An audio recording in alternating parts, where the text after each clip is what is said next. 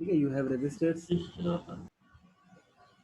ठीक है, आपके रेजिस्टर्स हैं, कितने 5 रजिस्टर हैं, फिर एक सेल है। अब इसमें करंट फ्लो करेगा, तो करंट जाएगा यहाँ से इधर, इधर भी जाएगा, इधर भी जाएगा, यहाँ से भी आ सकता है, फिर करंट इधर भी जा सकता है, इधर से करंट फ्लो करके वापस से ऐसे कंप्लीट होके ऐसे आएगा। सारी बात समझ में?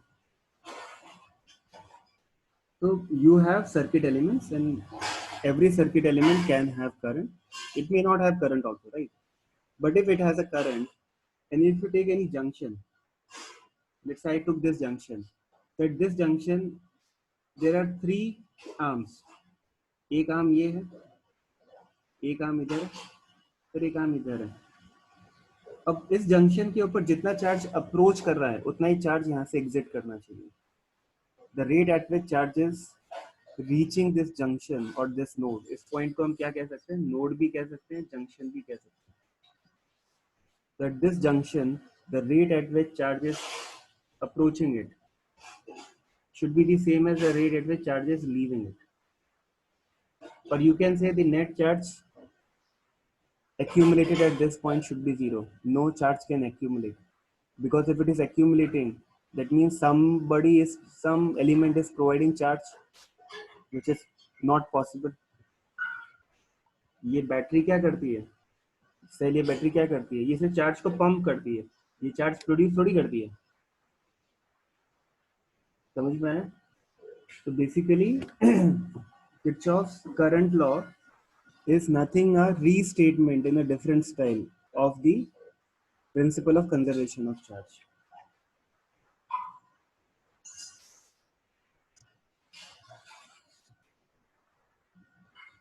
So the sum of all currents directed towards a point in a circuit is equal to the sum of all the currents directed away from the point. तो जैसे ये HC वर्मा में दे रखा है आपको, ठीक है, that this point has, this is a junction. अब इस जंक्शन में करंट कौन कौन सा अप्रोच कर रहा है?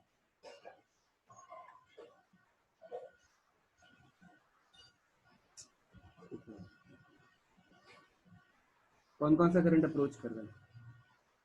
I1 plus I2। और कौन कौन सा करंट इसको रिसीड हो रहा है इससे, इस पॉइंट से? I3 and I2।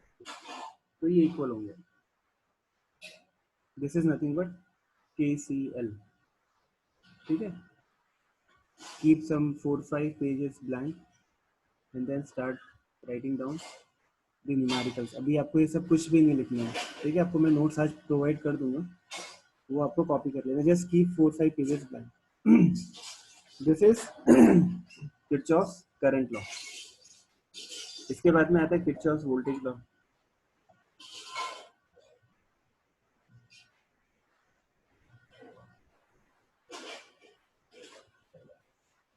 समझ में आया? इसके बाद में क्या आता है? Kirchhoff's voltage law. उसको हम लोग लूप लॉ भी बोलते हैं।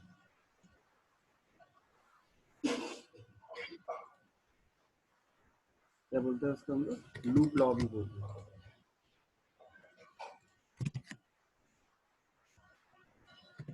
वो भी बड़ा सिंपल सा है। आपने पढ़ा है उसके बारे में किसी ने पहले? What is loop law? आपने सम में यूज कराया था क्या? आपने थोड़ा सम में यूज कराया था। क्या होता क्या है वैसे? वो किस फंडामेंटल लॉ पे बेस्ड है? जैसे KCL is based on the conservation of charge, loop law किस पे बेस्ड है? Conservation of energy. एनर्जी, पर इसमें कैसे एनर्जी कंजर्व्ड है? How can you say energy is conserved in a loop? In which loop are we talking about? Sorry, closed loop.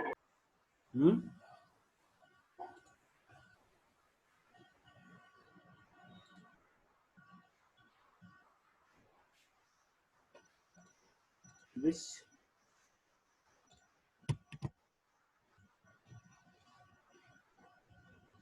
Sir क्योंकि जितनी energy gain होगी उतनी तो लूज हो सकती है। बट इसमें कौन सा एनर्जी गेन या लूज हो रही है लूप के अंदर?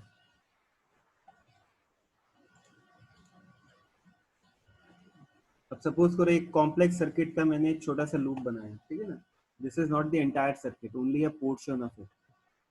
तो इस लूप के अंदर सर्किट एलिमेंट्स हैं, कौन कौन से सर्किट एलिमेंट है?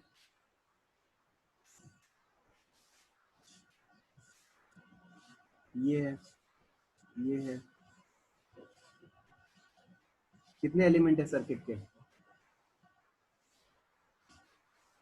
4 रेजिस्टर्स है, 4 रेजिस्टर्स है और 2 सोर्स ऑफ ईएमएफ है, ठीक है ना। This is one thing. Second is ये लूप कौन सा है? ये लूप है A B C D E and A. समझ में आ रहा है? A B, B to C to D to E and E to A. ये मेरा लूप है। Loop means I come back to the same point. The path is so defined that I come back to the same point and I can start from anywhere. ऐसा नहीं है कि मुझे A से ही start करना है. I can start from D also. And I will move across various circuit elements. ठीक है ना? तो मैंने यहाँ से D से start किया था. I came back to D. So it completes a loop. I can start from C also. I can start from E also. So when I move across various circuit elements forming a loop, the sum total of all the potential difference will be zero.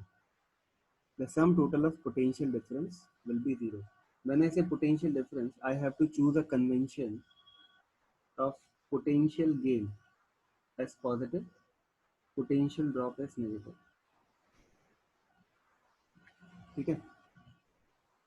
And why it will be zero? When I say summation of all the potential drop across circuit elements in a loop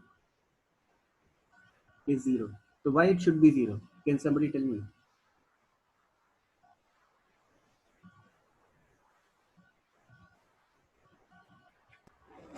Since the charge is conserved, current is conserved, hence potential difference should not be, should be zero. Right? Sir क्योंकि एक point से वही point पे reach करते तो वही point के across तो पोटेंशियल तो जीरो है ना। Yes, because we are talking of conservative field. तो अगर तुम सेम पॉइंट पे अप्रोच करते हो, पॉइंट सी का पोटेंशियल डिफरेंस निकालोगे तो जीरो आएगा कि नहीं आएगा? VC माइनस VC जीरो है कि नहीं है? व्हेन आई से VCI I am talking about absolute potential. तो सेम पॉइंट का पोटेंशियल का डिफरेंस निकालूंगा तो जीरो आएगा कि नहीं आएगा? आएगा ही। क्यों? क्योंकि ये सब कंडक्टिंग एलिमेंट्स हैं। पॉइंट सी, देखो यहाँ पे क्या क्या है एलिमेंट्स में, कंडक्टिंग पाथ है, तो इस पूरे पाथ का, ये कंडक्टर का और ये इसका पोटेंशियल सेम होगा कि नहीं होगा? क्योंकि कोई भी सर्किट एलिमेंट नहीं है। ठीक है, अब देखो मैं फिर से समझाता हूँ। ठीक है, तो let's say I choose to traverse in this path, I take this loop which is clockwise. Clockwise में मैं स्टार्ट कहाँ से करना चाहता हूँ? Let's say I want to start from point C. मैं पॉइंट सी से स्टार्ट करना चाहता हूँ। I can choose any point, I am totally free to choose any starting point. When I say a loop, it means starting point and end point should be same. Okay. Now, if I ask you what is VC minus VD, तो आप क्या बोलोगे? It is potential gain है कि potential drop है? When you move across this point, यहाँ से यहाँ जा रहे हो, तो potential gain हो रहा है कि drop हो रहा है? गेन Gain हो रहा है। ठीक है, तो you will write VD minus VC equal to E1। ये पॉजिटिव आएगा क्योंकि गेन है। फिर जब मैं D टू E मूव करूंगा, करंट का डायरेक्शन I3, देख रहे हो? ये करंट I3 और ये रेजिस्टेंस, तो according to Ohm's law there will be a drop in potential, and how much will that drop be? Now if I ask you what is VE minus VD, what is VE minus VD? I3 R3 minus I I3 three R3, minus I3 R3. Is that clear? Now when I move from E to F, अब मैं यहाँ से इधर जा रहा हूँ, इस circuit element में जा रहा हूँ ई टू एफ, तो V F, please mute your self, please mute your self, मुझे भी सॉल्व करना आता है बेटा प्लीज। बहुत डिस्टर्बेंस हो रहा है, जिसका भी माइक बार बार अनम्यूट हो रहा है।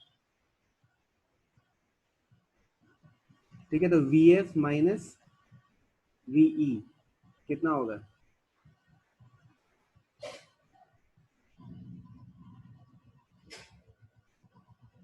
V F minus V E कितना होगा? अब देखो करंट का डायरेक्शन कैसा है, करंट ऐसे फ्लो कर रहा है और हम लोग ट्रैवर्स ऐसे कर रहे हैं अपोजिट डायरेक्शन में, तो पोटेंशियल किसका ज्यादा होगा?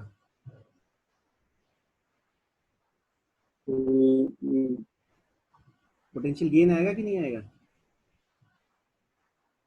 ई टू एफ जाओगे तो एफ का पोटेंशियल ज्यादा होगा कि नहीं होगा? होगा, क्योंकि करंट के अपोजिट डायरेक्शन में मूव कर रहे हो तुम। तो ये आई फोर आर फोर पॉजिटिव आएगा।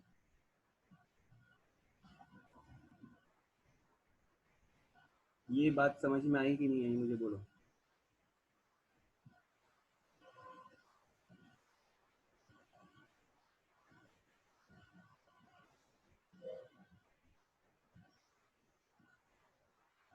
ठीक है, इतना हो गया। अब हम लोग एफ टू ए जाएंगे, तो V A minus V F, potential drop है माइनस ई टू। ये सर नो, यहाँ से इधर जा रहे हो तुम,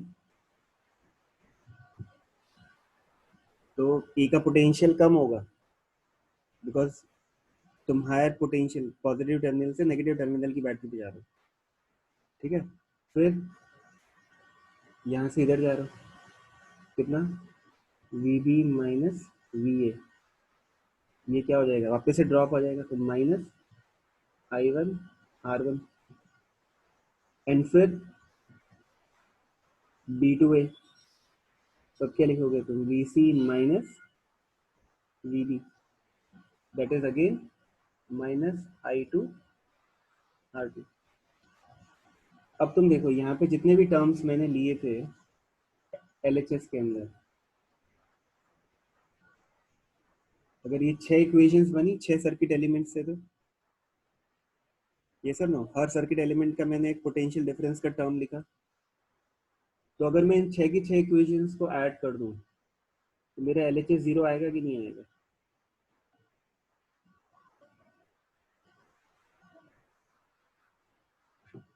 है ना, देखो अब इन सबको तुम ऐड कर दोगे, 1 plus 2 plus 3 plus 4 plus 5 plus 6, ये 0 आएगा कि नहीं आएगा? क्योंकि वीडी से वीडी कैंसिल हो गया, वीई से वी कैंसिल हो गया, वीएफ से वीएफ कैंसिल हो गया, वीए से वीए कैंसिल हो गया, वीबी से वीबी कैंसिल हो गया, वीसी से वीसी कैंसिल हो गया। अंडरस्टूड? तो जब तुम इसको ऐड करोगे तो तुमको क्या मिलेगा? पोटेंशियल डिफरेंस का sum across various circuit elements of circuit, ठीक है, इन अ लूप, 0 आएगा। समझ में आ गया? That is nothing but loop law. So this is based on the fundamental law that electric field is conservative in nature in this case. So if you move across any path, potential difference in the loop will be 0. ठीक है, irrespective of the path, irrespective of the direction in which you are traversing. तो मैंने इस case में मेरा traversal मैंने कैसे choose किया था? क्लॉकवाइज चूज किया था। ऐसे की जगह मैं इसको उल्टा भी ले सकता था। I could have traverse like this, I could have started from point B, whatever I do I will definitely get this as 0, potential difference as 0। ये बात समझ में आ गई? तो हमको क्या करना है? we have to choose a convention, take potential gain as positive, potential drop as negative। ये बात समझ में आई कि नहीं आई? तो अब इसकी इक्वेशन तुम कैसे लिखोगे? लूप लॉ तुम सर्किट एलिमेंट्स में मूव करना शुरू कर दो। तो पहले E1 is gain minus I3 R3 drop, फिर वापस से gain because you are traversing in a direction opposite to that of current, minus E2 minus I1 R1 minus I2 R2 equal to 0. This is application of loop law. समझ में आ गया कि नहीं?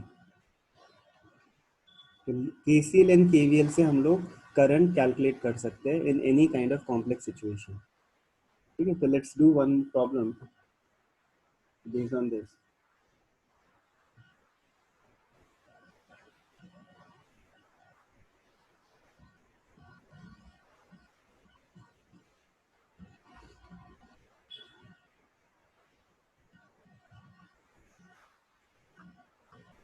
ठीक है, so you have 2 minutes to make the equation. Choose any two loops and apply KCL KVL. So let's say I assume that in this arm current is I1 and in this arm current is I2. Now without any worry about what is the exact direction, you take or assume any direction.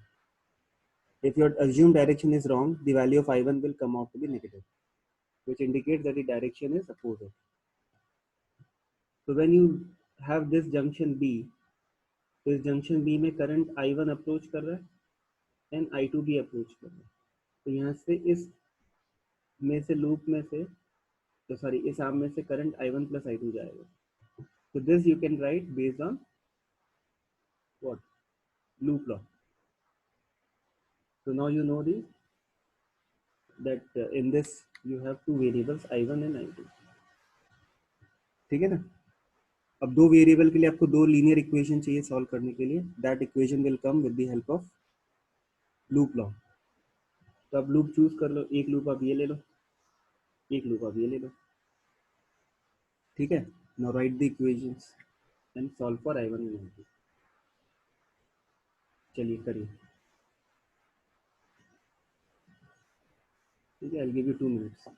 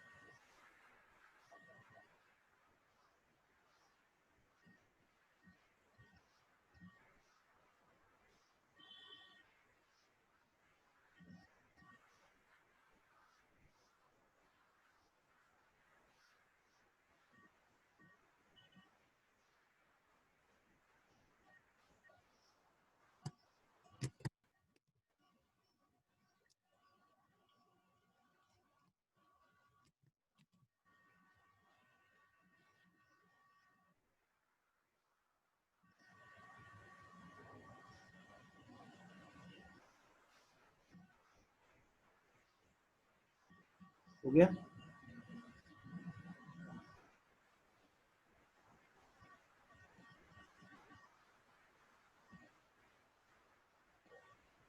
यहाँ से current कितना जा रहा है? I1 plus I2। यहाँ से हमने assume किया था I1 और यहाँ से एज्यूम किया था हमने I2। ठीक है ना? तो पहले मैं लूप ले रहा हूँ।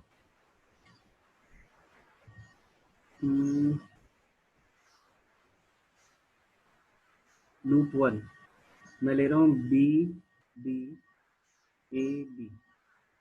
ठीक है, ये वाला लूप ले रहा हूँ। तो मेरी पहले इक्वेशन B से D पे आऊँगा तो क्या आएगा? ड्रॉप आएगा। तो -2 टाइम्स I1 प्लस I2। फिर करंट के डायरेक्शन में मैं जाऊँगा 1 इसके अक्रॉस, तो -I1। Then again there is a gain of 1 volt and then drop of 2 volt and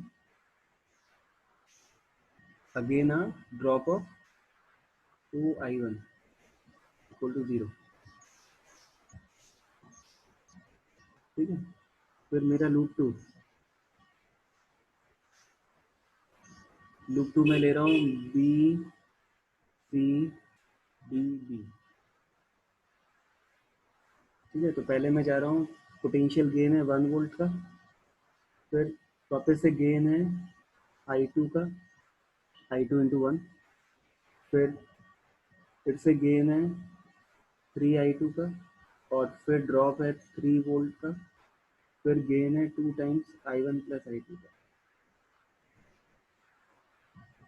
this should be 0।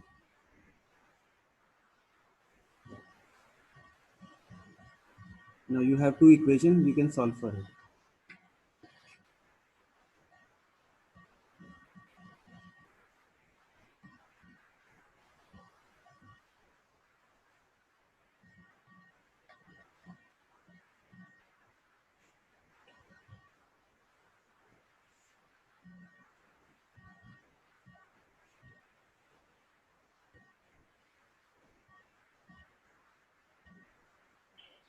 Sir sir हाँ हाँ, सर ये 3I2 प्लस कैसे आएगा? क्योंकि करंट के अपोजिट डायरेक्शन में मूव कर रहे हो ना। You are traversing in this direction, current is going in this direction, तो पोटेंशियल गेन ही आएगा ना, ड्रॉप थोड़ी आएगा। I2 किस डायरेक्शन में फ्लो कर रहा है? I2 ऐसे फ्लो करेगा ना? नहीं, हाँ और तुम ट्रैवर्स ऐसे कर रहे हो अपोजिट टू द करंट। तो जब तुम C2 इधर पॉइंट पे आओगे, इस वाले पॉइंट पे आओगे, तो गेन आएगा कि नहीं आएगा? इस पॉइंट से इस पॉइंट पे आओगे तो पोटेंशियल गेन नहीं होगा, because you are moving opposite to the current.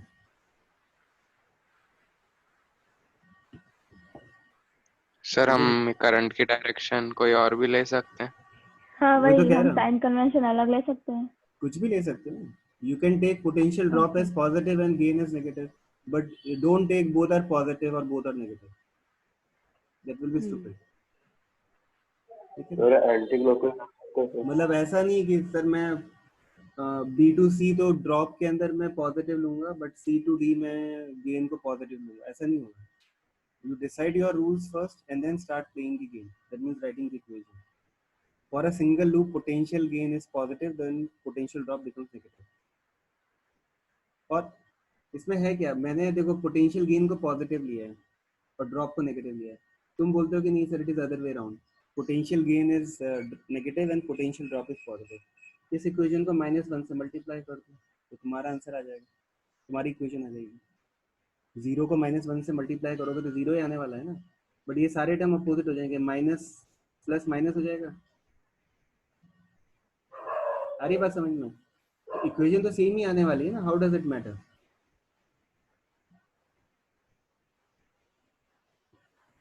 Okay, हो जाएगा अब आगे का।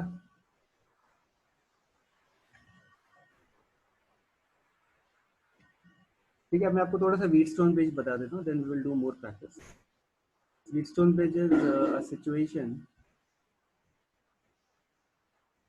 where there are two arms. This is one arm. This is second arm. Okay. And across the middle of the two arms, there is a bridge. This is the bridge. Now, if point C and point D, they are at the same potential, we call this as balanced Wheatstone bridge. इसको हम क्या बोलते हैं? Balanced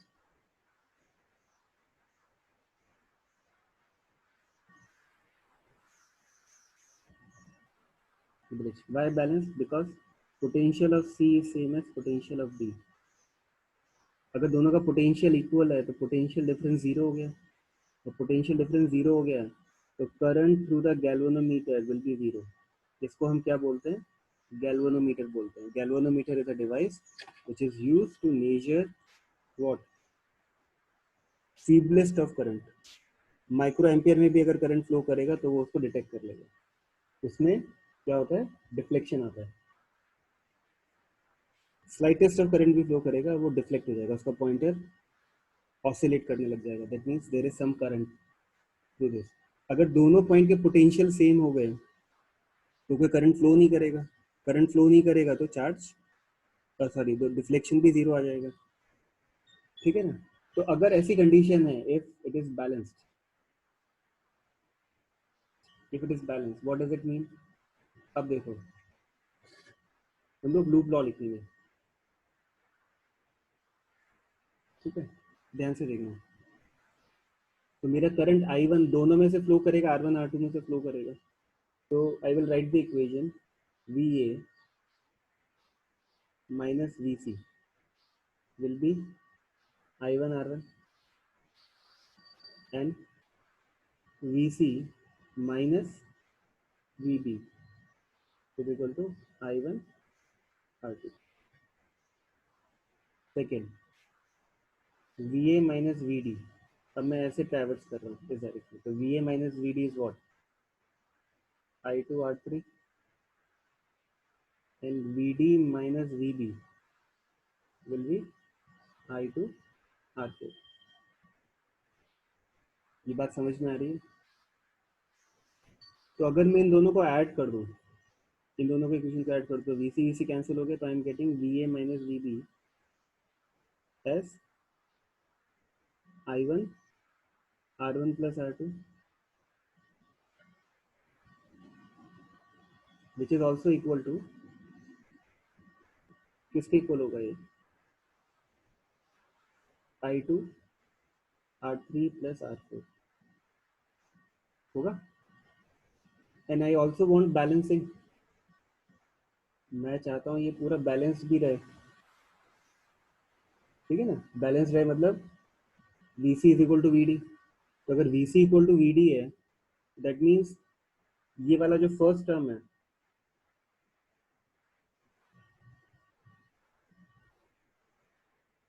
कौन सा वाला first term? मैं इसकी बात कर रहा हूँ.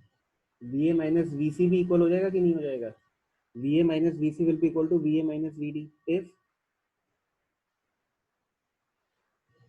अगर VC इक्वल टू VD है तो मेरा delta VAC will be same as delta VAD.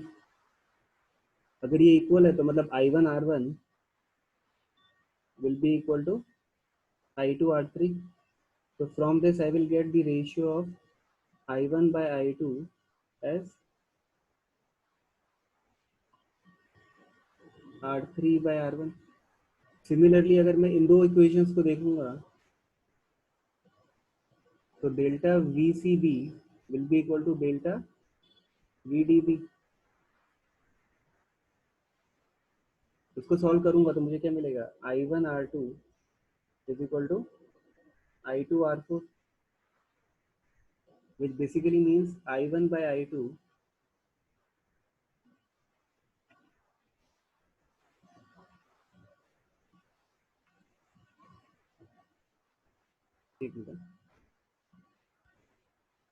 I1 by I2 will be equal to R4 by R2. अब इन दोनों को अगर मैं क्लब कर देता हूँ तो मुझे बैलेंसिंग की कंडीशन मिल गई. What is the condition? R1 by R2 is equal to R3 by R. That means ratio of resistances within the arm should be equal. Or I can also write R1 by R3 is equal to R2 by R4. One and the same thing. ये इसी से ही आएगा. It means कि इसका ratio should be equal to this का ratio. Or इसका ratio will be equal to इसका ratio. If that is true, then there will be no current in this arm. We will call this as balanced Wheatstone bridge. Is it clear? तो balanced Wheatstone bridge का shape ऐसा होता है. कभी question दे रखा है आपको, ठीक है. Find the value of R in figure so that there is no current in the 50 ohm resistor.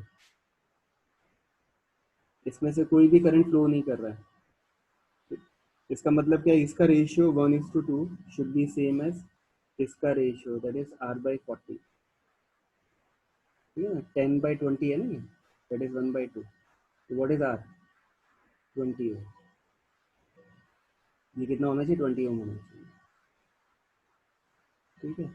This is also a balance Wheatstone bridge. कैसे? ठीक है, तो ज्योमेट्री अलग अलग हो सकती है but it is balance Wheatstone bridge. कैसे? देखो, व्हीटस्टोन ब्रिज का शेप ऐसा हो सकता है.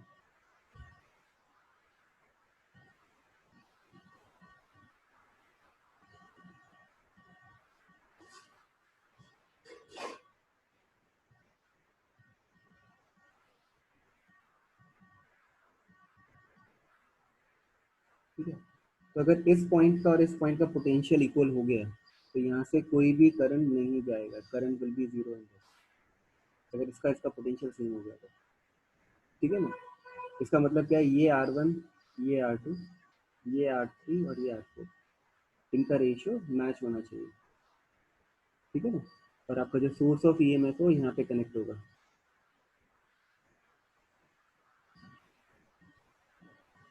इसको आप ऐसे कनेक्ट करोगे तो करंट इधर जाएगा, करंट स्प्लिट होगा, करंट वापस से रीजॉइन होके सेम करंट यहाँ से आ जाएगा. There is no current in this bridge. आगे बात समझ में? तो ये बैलेंस व्हीटस्टोन ब्रिज इसमें भी दिख रहा है. कैसे? वो आपको सोचना पड़ेगा.